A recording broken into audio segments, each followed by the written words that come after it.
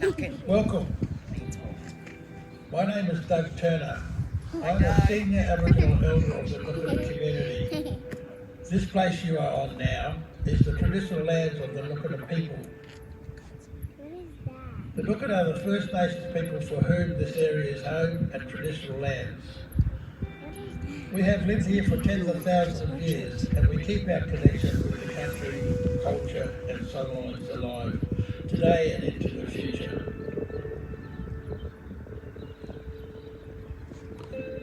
Nookana country are neighbours with the Adnyamathanha people who live in the north, the Bungala people who live out to the west of the Gulf, the Nudgeri people out to the east and the Wallakali to the northeast. The Nookana have a very strong and deep cultural connections to this country. We still look after our country today and we know our bush foods that exist in and around Quorn. In this country are many cultural sites for the Nookana people. Some of these include the Wallaka Plains and Wallaka Creek. This area is a major storyline. Not far from Quorn include other sites such as Mount Remarkable, Devil's Peak, Quorn Gorge, Buckaringa Gorge, Kenyaka and Death Rock, Murupala Site, Dutchman Stern and other areas north of Quorn. All of these places and sites are part of our ongoing living history and cultural knowledge of this country. Songlines are cultural stories and laws that pass on knowledge connected to country, seasons and places. These songlines travel through Quorn and into other Aboriginal traditional lands. There are many elements, multiple stories and sites that link into each songline, which travels in exchange and shared over long distance. It not only travels the country, but it connects into the constellations of the star systems above.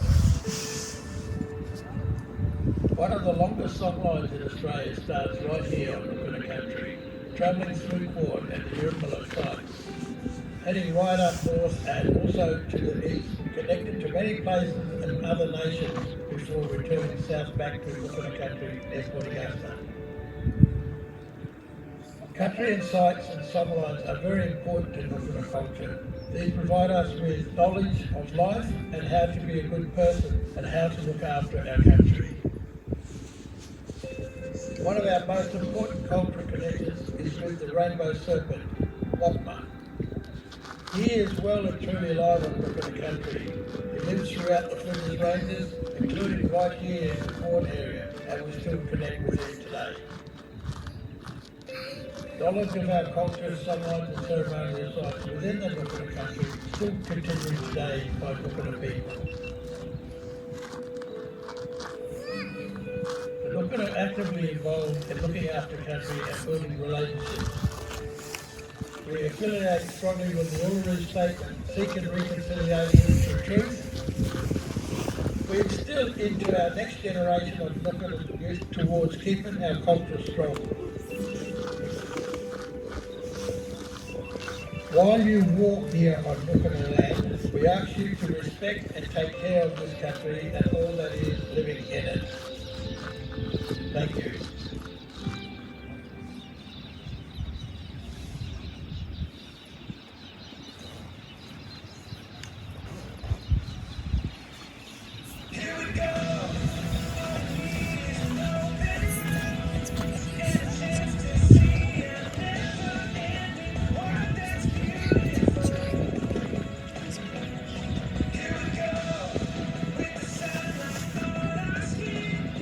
Living regionally or remotely in South Australia to start your journey is the best decision anyone can make.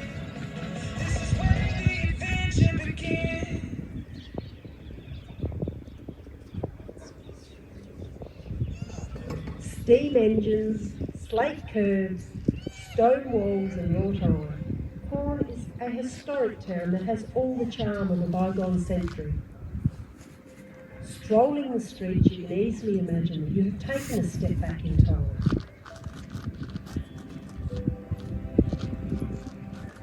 Going way back before settlement, this country was, as it continues to be, home to the traditional owners of this land.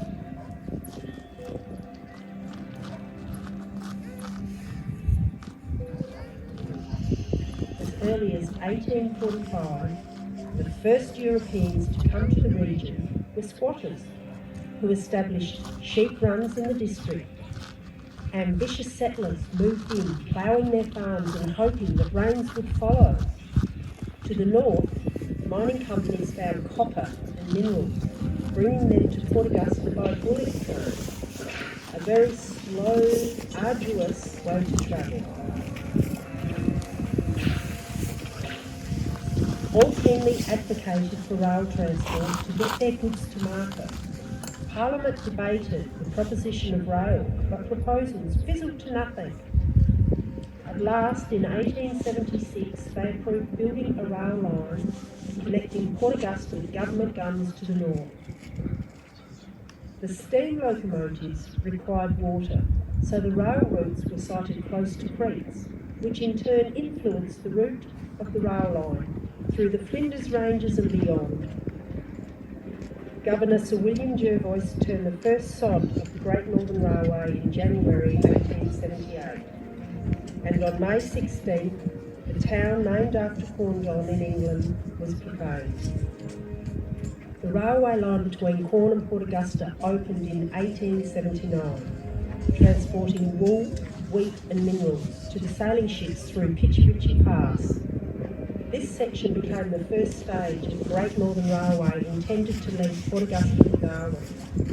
Quorn also connected with the East-West Transcontinental Railway in 1917, opening up trade to both east and west. For 20 years, any traveller going north, south, east or west across Australia would have travelled through Quorn. The population grew to service the increasing transportation of freight and passengers. The town expanded with new buildings and services for Quorn and the outback. R.W. Foster and family were clever business people who saw the opportunity to provide the complete supplies that settlers and railway workers needed in the busy outpost town. The Great Northern Emporium is so large that mechanical flying foxes were used for the cashiers to quickly send payments to and receive change from the office at the rear of the Emporium. The store was a wonder, with every kind of foodstuff, spice, ingredients, goods, and garments needed by workers, women and families in the outback.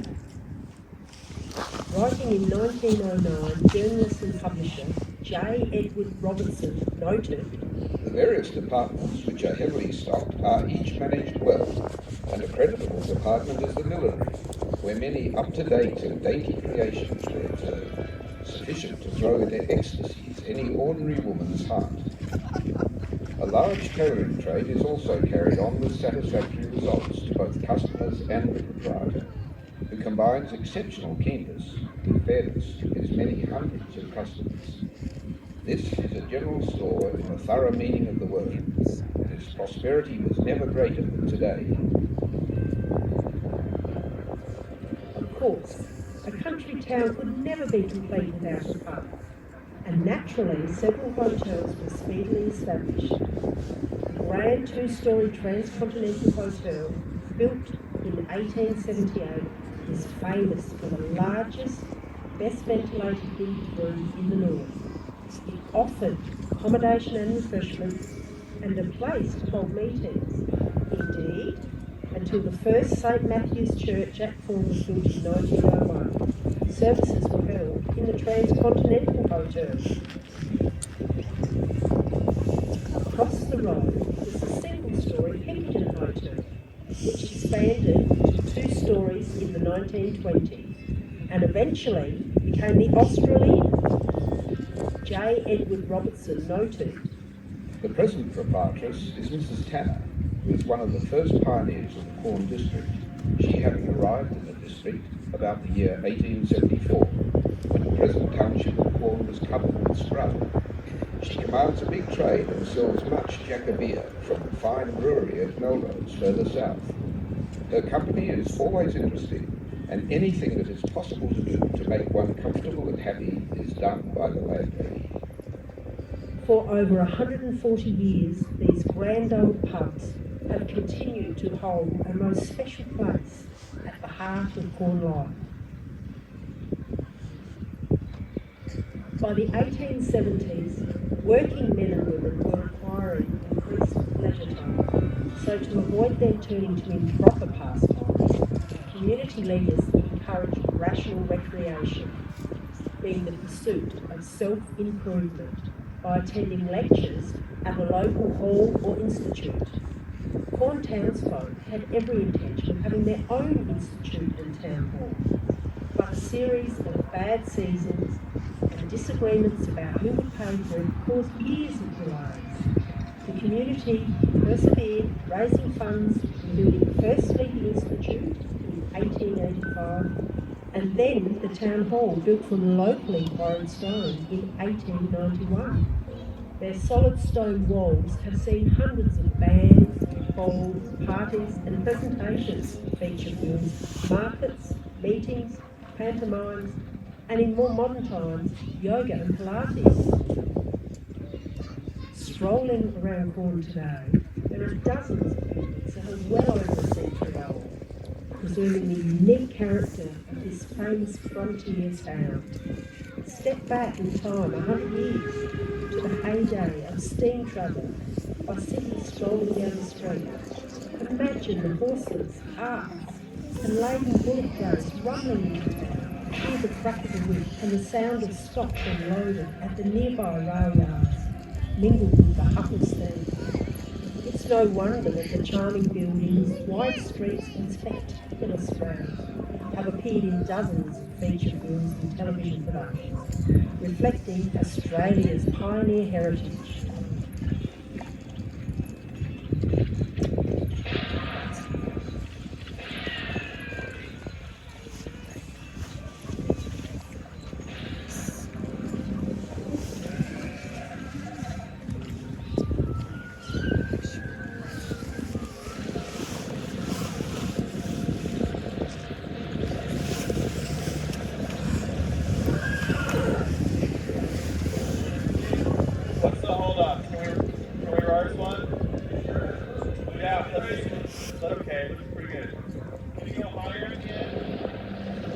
Okay, let's do it. Here we go.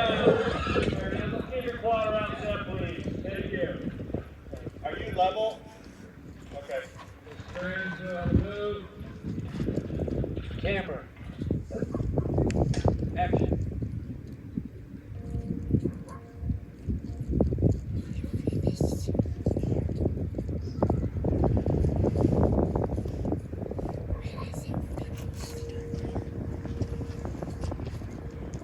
The invention of the steam engine drove the Industrial Revolution and is one of the most important inventions of all time.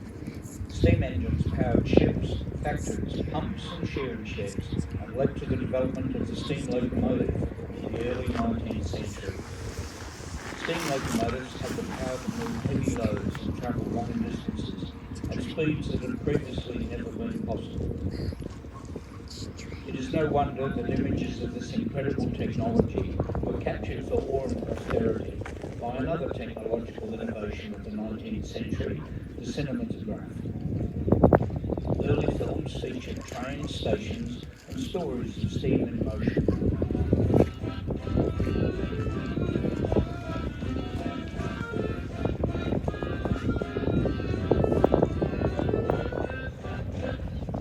Indeed, one of the first films ever made has become the stuff of legend. The Lumiere brothers, famous for inventing the cinematograph, filmed the arrival of the mail train in 1896. The train moving towards the camera was said to have terrified spectators at the first screening. Whether or not that actually happened, the film undoubtedly astonished people in the audience at the time, and the steam locomotive has captured our imagination ever since.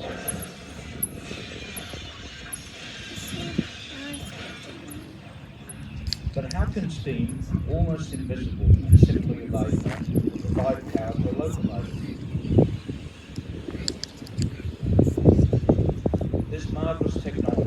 relies on the power of steam pressure, fueled by burning combustible materials, usually coal. The firebox is stoked with fuel, building the heat that passes through the fire tubes running the length of the boiler. The boiler heats the water inside to the boiling point, creating steam and building steam pressure. Inside the steam dome, the pressurized steam exits the boiler, controlled by the regulator valve. The steam runs down into cylinders, usually two, one on each side of the engine. Each cylinder has one piston, connected to the connecting rod and drive wheels. The upper cylinder contains a valve, controlling the intake and exit of the highly pressurized steam. Steam pressure moves the reciprocating pistons connected to the locomotive's main wheels, powering the motion on precisely laid steel tracks.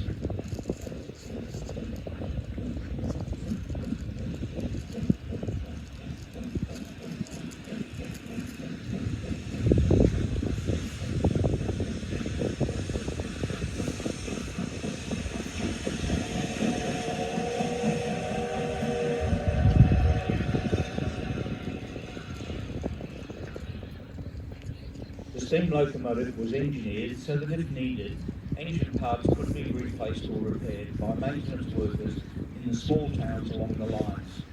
Meanwhile, steel rails replaced the older and weaker iron rails. A well-aligned track with easy gradients and substantial supporting civil engineering works became commonplace in the railways of the world. Coming into its own in the early 19th century, the steam locomotive opened fast and frequent travel in the United Kingdom, United States, Europe, Australia, and eventually the whole world. Steam power helped to open up the settlement of South Australia, and the railway soon connected all corners of Australia. Where once goods were carried slowly over bumpy tracks by horse and cart or bullock drays, now they moved swiftly via a shining network of steel railways dissecting the landscape.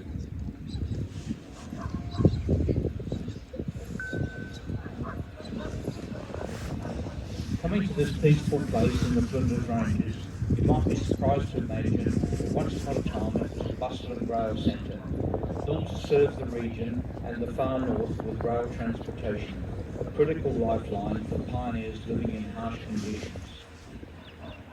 Quorn was a vital railway junction, especially during World War II, when military, coal and other traffic placed sizable demands on the railway. At its peak, Quorn saw several thousand trains a year. Although the advent of better roads and a new railway west of Quorn in 1956 meant the end of regular trains through the Pitchy Ritchie Pass, admiration of the steam locomotive prevails and draws people back to Quorn.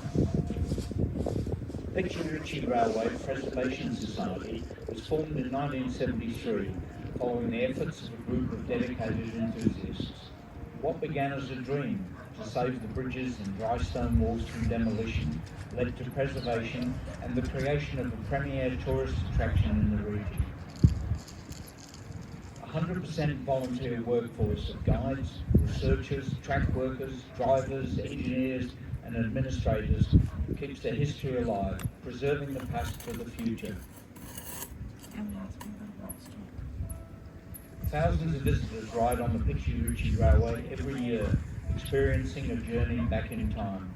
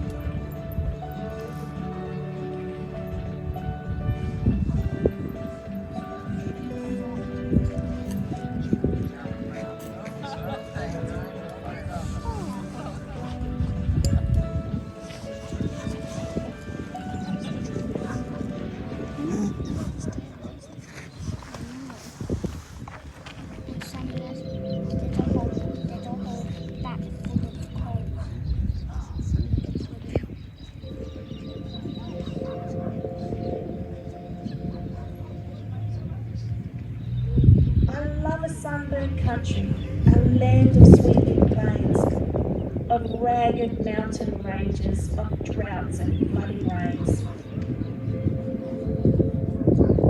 For as long as rainfall records have been kept, we have observed the marginal rainfall of this region.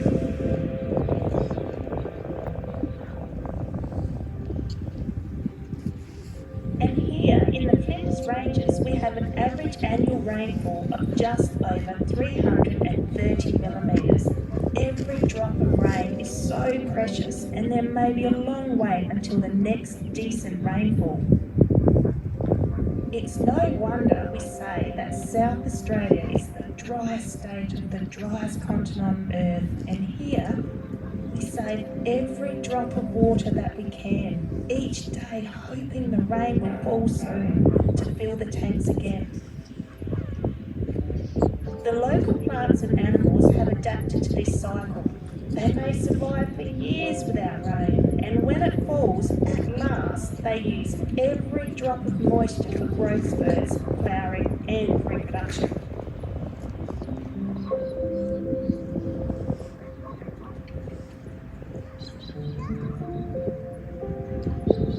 And the First Nation people know how to survive in this landscape. They know where springs and hidden waters are and protect them. And then there are the times when the clouds suddenly burst. This whole area is normally dry, but occasionally fills from a network of streams and creeks that form the Willopra catchment. The system flows off Mount Remarkable, north across the plain, joined as it goes by many creeks and watercourses from the ranges on either side. It drains an area of 6,500 square kilometres into Lake Torrens, at 250 kilometres long and averaging 30 wide, Australia's second largest salt lake.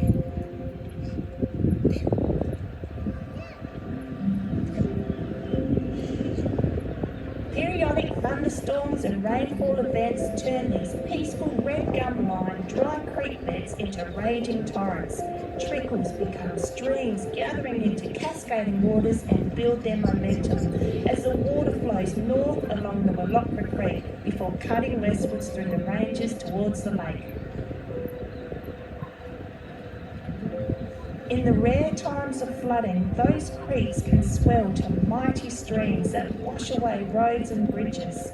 Huge gum trees, some hundreds of years old, can be uprooted and swept away like sticks, to be cast up and grounded on some bend or flat, kilometres downstream.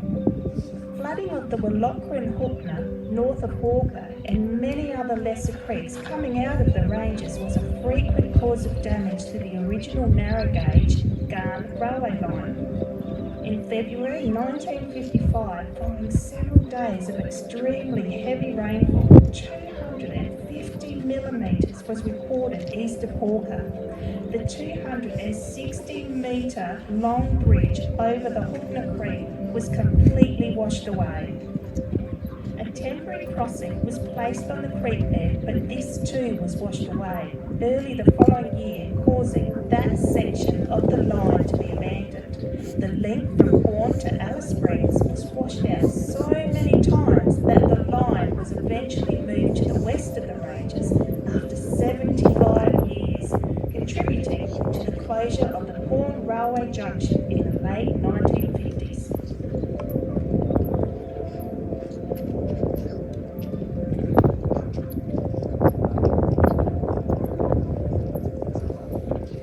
It is a sad history to discover that the first European settlers to the area learned the hard way not to take rain for granted. In the late 1850s, as Assistant Surveyor General George Boyder completed extensive baseline surveys around the top of Lake Torrens and up to the Lake Eyre, and experienced the unreliable rainfall patterns of the northern pastoral areas. As Surveyor General in 1865, he set out to provide whether reliable winter rainfall was suitable for more intensive farming, cut off into pastoral land, or suited to grazing. Goyder surveyed the country extensively and charted a line that indicated the furthest north that people could reliably plant crops. He said, "It is impossible to have predictable rain in many places, and I recommend that farmers should not attempt to farm cereal crops anywhere north of this line." As time passed and there were a few good years of rain, memory faded. There was a call for more farming land to be opened up, and people laughed at Goyder's silly fancy.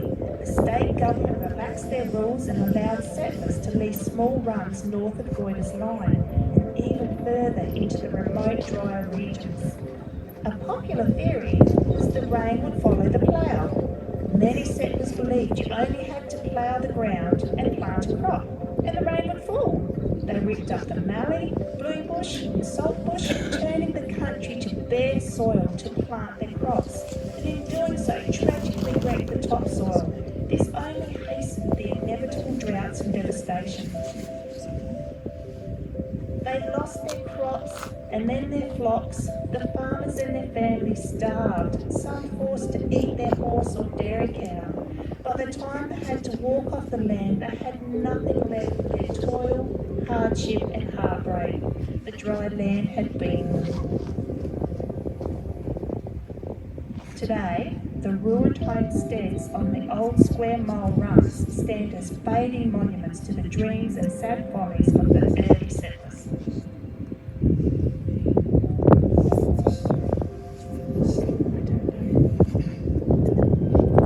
These days, modern farmers are aware of their limited water sources and are continually improving how they work with the land and the nature of water. Land is not overstocked, and farmers can draw from wells to help during the dry times. That special underground water offers us a secret to survival here in the dry country. The Flinders Ranges and Mural has hidden water deep underground in basins and aquifers that connect the plain with Spencer Gulf. Underground seams and strata trap the flows of water. Rains and flooding creeks above feed into basins and aquifers below. Water trickles down through the different layers into the earth over centuries. Fault lines and upheavals form the backbone of the Flinders Ranges, and the passage of time and weather, the wind and the rain form the creeks and the gorges. In the faults and cracks, the deep groundwater will leak back up to the surface to form springs of fresh water, sustaining life.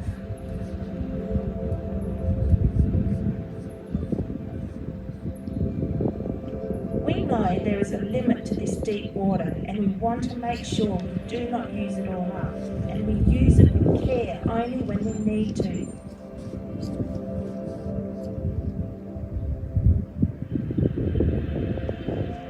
Water awareness and preservation is part of everyday life here for every animal, plant and person. To truly appreciate life and the raw beauty of the Flinders Ranges means to fully understand and respect the rare and secret life of water.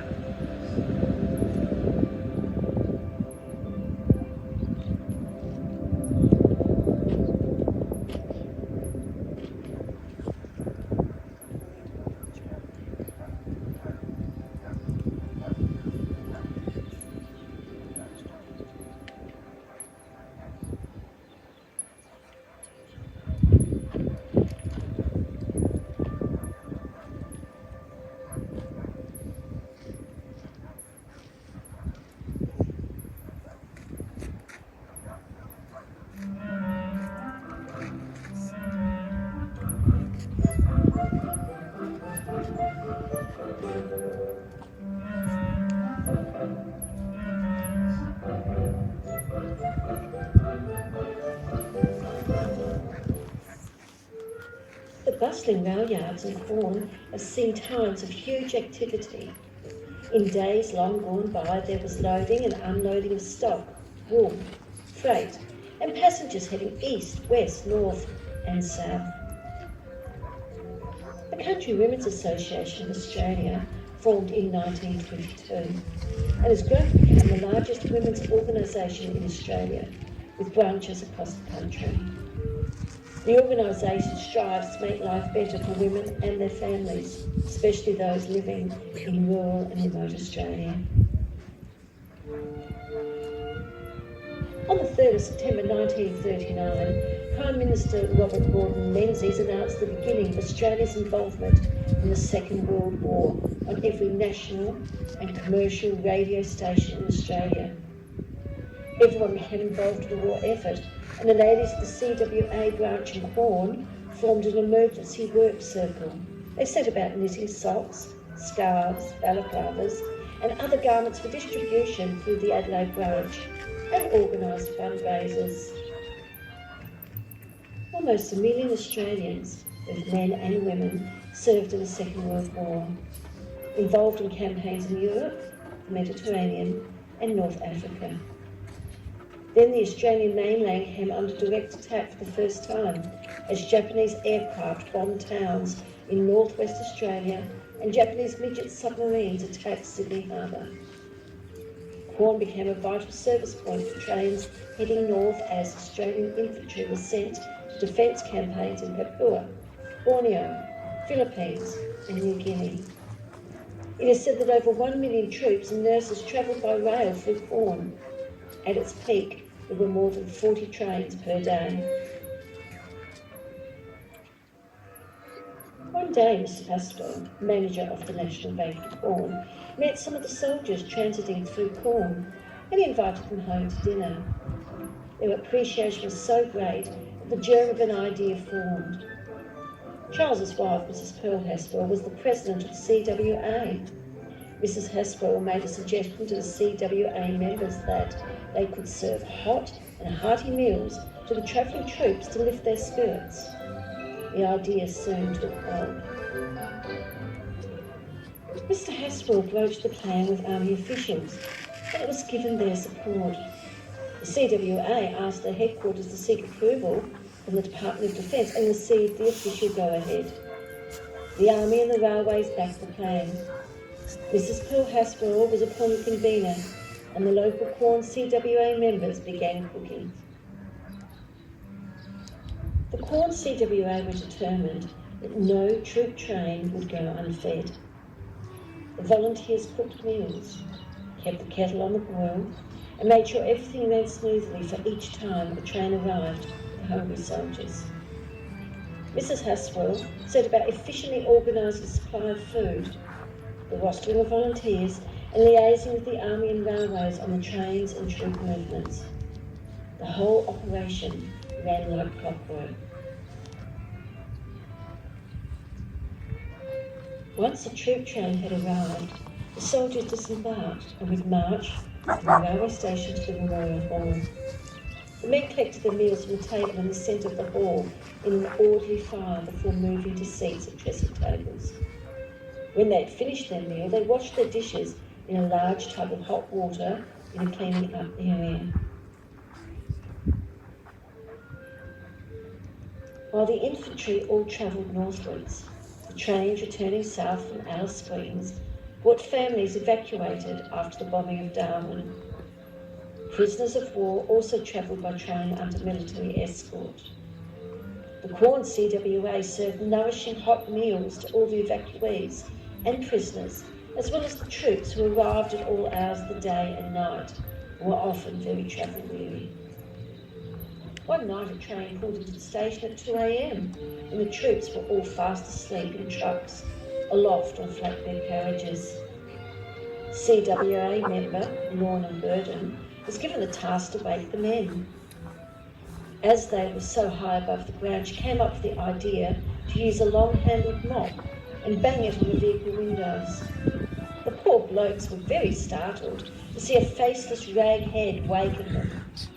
Lorna only did this for once. Meals were cooked and served at the Memorial Hall or under the veranda of the railway station. In 1941, the army built a hut in the railway yard and set up the canteen there with the assistance of the CWA. When these facilities proved inadequate for the number of troops, they returned to the Memorial Hall, and the army added a lean-to kitchen on the side of the hall to expand the capacity. The amount of food required to feed the troops was incredible, and all of the community were involved in some way, as older women organised the cooking and younger ladies volunteered their time to help. The Quorn CWA resolved not to accept gifts from the servicemen who travelled through Quorn on the trains. The soldiers, however, wanted to show their appreciation and would throw cans of fruit and other goodies to the children who lined the railway tracks as the train left the station. Using initiative, the children would find a nail and a small stone and hammer away at the lid of the tin until they could open it enough to slurp up the contents. Local businesses donated money and supplies towards the effort, and locals contributed produce. Because of the sheer quantity of meals prepared, the CWA had to raise a lot of extra funds to purchase supplies. However, the local ladies were very innovative and successful in organising fundraising events. Their activities to raise cash included sports days, balls and dances, cake sales, and talent quests, to name but a few. The community spirit that brought the women together to provide meals during those years made a lasting impression on the tens of thousands of people passing through Quorn to uncertain times ahead. After the war was over and life returned to normal, the ladies of the Quorn CWA continued to be surprised and delighted at the hundreds of postcards and thank you letters sent by men who had passed through the town on their way to serve in the war. The letters meant a great deal to all of the volunteers and showed the deep gratitude of the many people who'd been helped along their journey.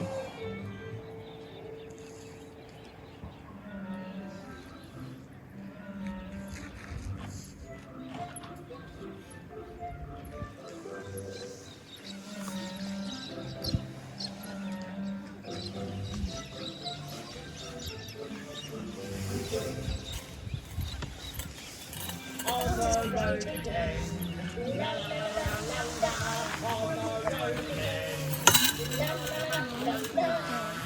Oh, here we come.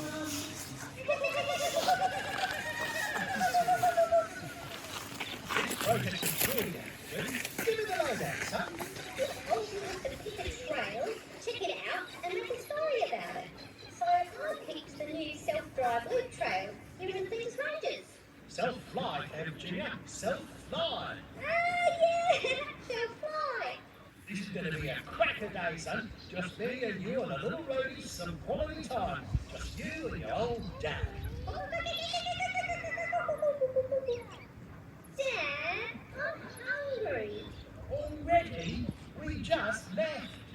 Mum packed some of those nice dried snake snacks, you know, and that ripper moth and cricket duck are things for us in your backpack. You tuck into that.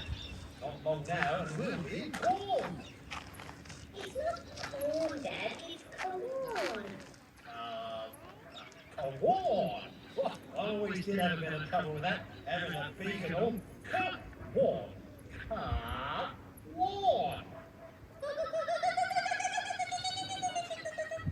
Listen up, Dad. I spy with my little eye something. Dad.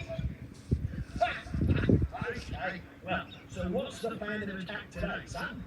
I've picked a bunch of spots off the Flinders Ranges self-drive, self-fly loop, so we can take a right-hand turn up here, Dad, because we're coming up to the first one, the old ruins of Saltire. It says in the guide here that in the 1800s, in its heyday, there were 1,000 residents here. Well, it's hard to believe. All right then, get some photos now, and then let's go to the next spot. Where do you have in mind? Devil's Peak, Dad. It's the high peak just off to the northeast from here. Let's follow the train line. Oh, look at that. The steam train coming from the crossing there. Yeah, that's cool. We went there today. So, Junior, what do you think? It's awesome, hey! Wow, Yeah, we look at did. the peak climbing up to the top. We did Let's fly up and get a better view than them. It says in my notes here that the Devil's Peak is 697 metres above sea level. It's power quartzite and around 710 years old. really old. That's my boy, sharp as a tack. Let's fly How over did the wall. people get up there? Who was Warren, son? Was he a How famous did people wallaby? get up there? Warren the wallaby? Well, they probably went up the trail like what a trail Oh, look it up. Oh no, there's no reception. Come on, let's fly higher. It'll be good. Fly, fly. Up there. They can hide it out of the The screen. yellow-footed rock wallaby was almost extinct. It was hunted for its pelt. Oh. And they've been saved? Dad, they're still endangered, but they're not a good population here in the gorges. Dad, it says here that if you take a quiet stroll along a creek bed at dawn or dusk, you might be lucky enough to meet a yellow-footed rock wallaby. Wait, what? You might not see them at first, but they're so well camouflaged that you might hear their thump, thump, thump as they scoot up the rocks. That's amazing, Kev Junior. You are a veritable fine encyclopedia. Check out the new campsites down there. I reckon we could bring Mum and Kylie back from soon and have a nice weekend here at Warren Gorge with the rock wallabies. I find this story very sad, Kev Junior. I know, Dad. I know. I mean, he was obviously from a very wealthy family, but the harsh life of those pioneers, well, he had just some bad luck, didn't he? He sure did, Dad. Okay then, tick that one off. Where to next? That'd be Buckaroo the Lookout. And we could fly over the Buckaroo Sanctuary on the way. From the lookout, you can see right out across the lot the plain. Great photo, Kev Junior. So where are we headed to next on the self-drive, fly loop project, my boy? Kingston was surveyed in 1872. Unfortunately, a different route was chosen for the Great Northern Railway, giving Kingston the title of the town that never walked. Good lad. Photo opportunity. Dad, Where's the just up toilet? here, I want to check this place out. Oh, I like the sound of the name. Thanks, John. I need to go to sleep Dad, though. no. I need to go to sleep though, but I There's can't no because it's wire too there. loud. Rightio. Thanks, my boy. So, tell me what you wanted to see here. There's so much to see here, Dad. There's the ruined homestead, that's massive. And there's also a very unusual big boulder that's known as Death Rock. It's a really important place for the Northern Section. Okay, son. We'll stop for a while. What else you got on that hit list of yours there? There's some new Gala School Lookout and some water. We can go up there and see all around the area and then go down the water. That is sure some view there. You can see pretty much all the way back to Boa. It says here that the tracks were so bad around here in the early days that the settlers wouldn't even take their children in the buggies, as they would get jolted out and hurt. Sure is cruisy these days by comparison. Look at that bunch of cyclists down there just screaming along those roads. Great way to see the country if you don't have wings. I bet they're heading to Hawker too. Must make you hungry, all that peddling. That gives me a cracker idea, Kev Junior. I'm as hungry as a kookaburra and a canned cooker. Let's have lunch down in Hawker. The food is watering just in the front of it. And we can also check out those dreaming murals down there in Hawker. Mule, Dad, mule! Yes, let's do that. You know that after we finish this self-drive loop, that there are heritage walks we can do in Craddock, Hawker and Quorn? I'm glad I'm a cooker, Kev Junior, and that King Cooker made us wings so that we could fly. Oh, and Dad, when we're going to Quorn, we need to look at the fire and the secretary garden and the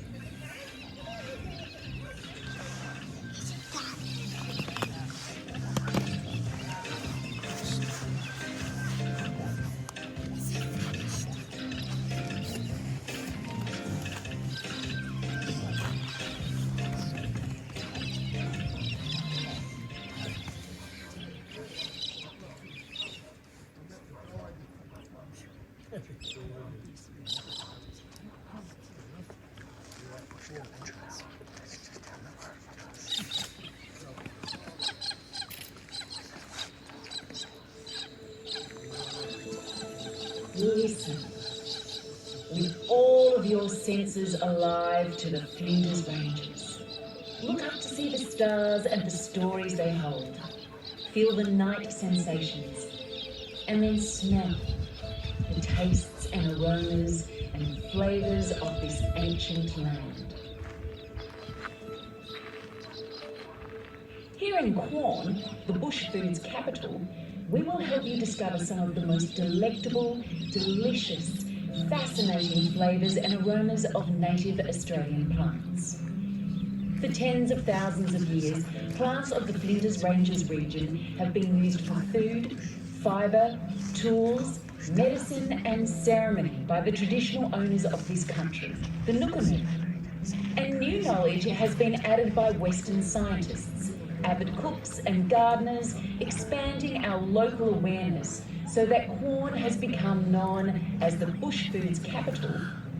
These native plants are super nutritious, healthy, tasty, and offer benefits for healthy life, culture, and the land. And whether you are a cook, a gardener, or love bushcraft, we invite you to visit Quorn's Pikiawi Bush Tucker Trail, nearby on Silo Road, to discover the extraordinary array of native flavours. Pikiawi is a combination of the Nukunnu words piti, meaning barkdish, and kawi, meaning water. Along the creek trail that leads to the garden, you will see where Nukunnu people have taken the bark dishes known as piti from the trunks of the grand old red gums, leaving the trees to continue growing. This inspiring example of bushcraft and Aboriginal knowledge shows how working with nature provides food and tools sustainably. When you arrive at Pikiawi, you will see many dozens of native bush food species that have been planted by the dedicated Flinders Ranges community. The Pikiawi Bush Tucker Trail has been sectioned into 3 areas for you to explore. One is dedicated to plants used for food, another area is for medicinal use plants, and the last area is filled with plants used for fibre and tools. Prior to the arrival of livestock, much of the area in this region was covered in native perennial grasses. Species like native panic and kangaroo grass provided a significant yield of high-protein seed that was collected, cleaned, and ground into flour that could be baked on the coals.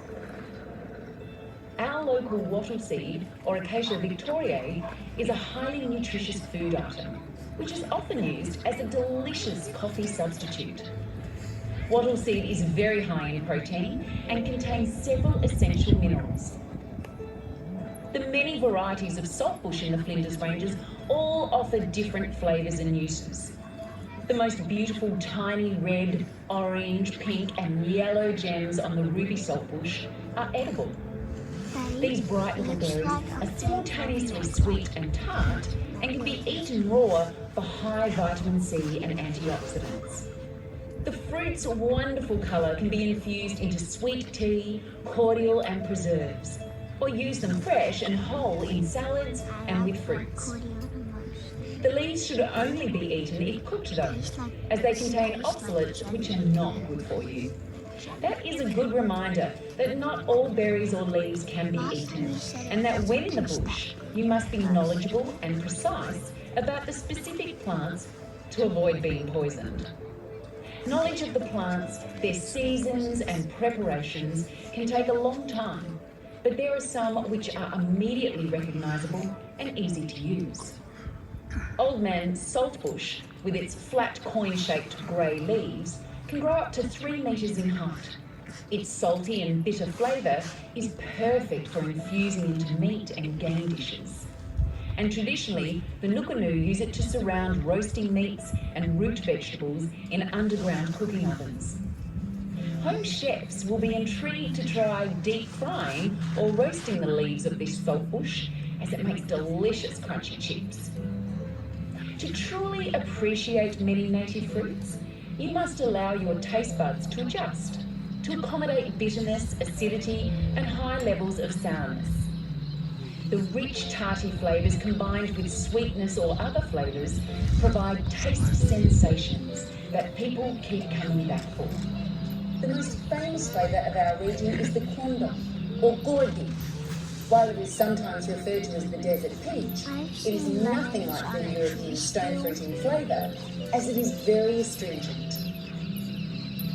But when cooked and made moist and combined with sweet flavours or creams, you will discover a mouth-watering rich tart flavour, famous for use in fruit dishes, jams and sweet sauces. Quorn belongs to a family of plants that are related to sandalwood and the wild plum.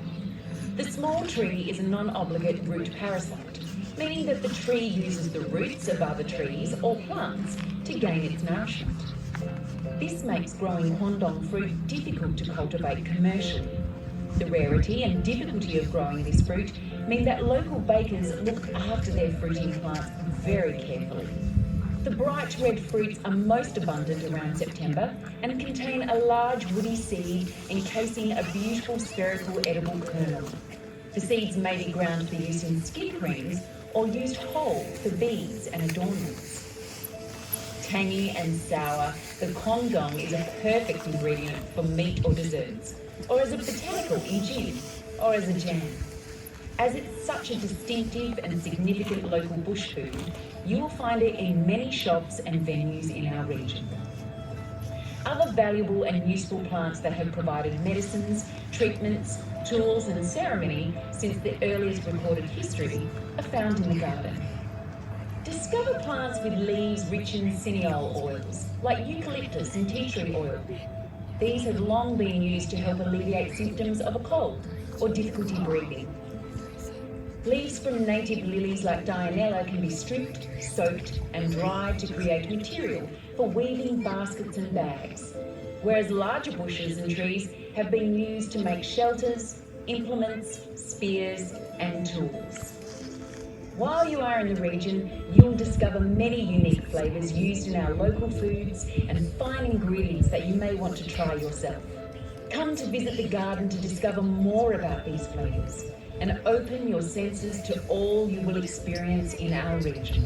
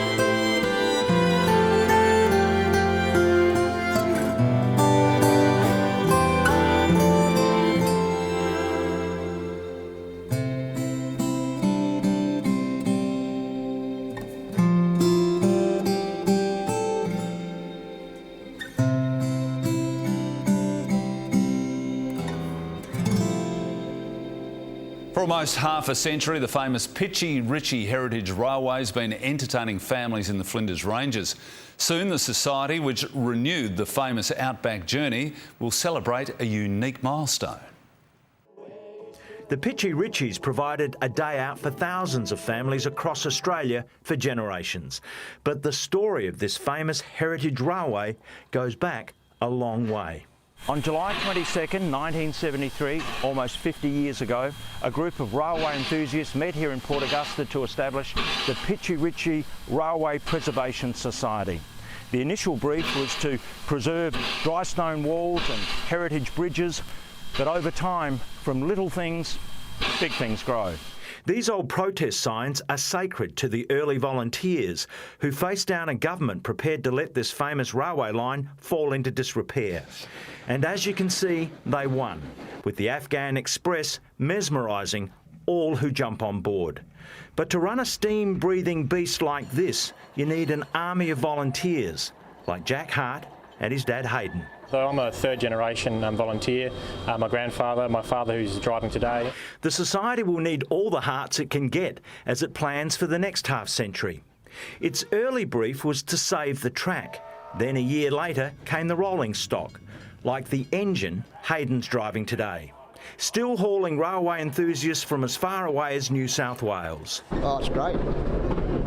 I hope they never lose it. We're in the carriage that brought the US General Douglas MacArthur to Australia, a great platform from which to make his rallying I shall return speech during the darkest days of World War II. It was refurbished in the Quorn sheds by blokes like Wayne Hoskin, who's been working on yet another faded gem. Leaving your mark is part of the tradition, one the diggers took to with gusto on the Ghan as they made their way to the war in the Pacific. It's a story Wayne knows from his work on the famous Car 5, with its secret panel of inscriptions. And that was another classic find. We didn't know it was there till we stripped the carriage out. Preserving our railway past, it's now a 50-year tradition, and it's meant we've kept wonders like this beauty, the motor inspection car, and this little gem, the coffee pot, one of the true jewels in the Pitchy Ritchie crown. The coffee pot was a steam motor coach, and it ended up at Quorn as a result of the Hawker people lobbying the state parliament for a better railway service to Adelaide. It's enough to captivate any kid, as volunteer Ben Grafey was when he signed up as a 13-year-old. I'm a Thomas the Tank Engine fan gone wrong. I started with the really little train sets, and now I have a great big train set to play with. So to all the other Preservation Society members who'll celebrate their 50th anniversary in Quorn on July 22nd and 23rd. Ron Candelars, 7 News.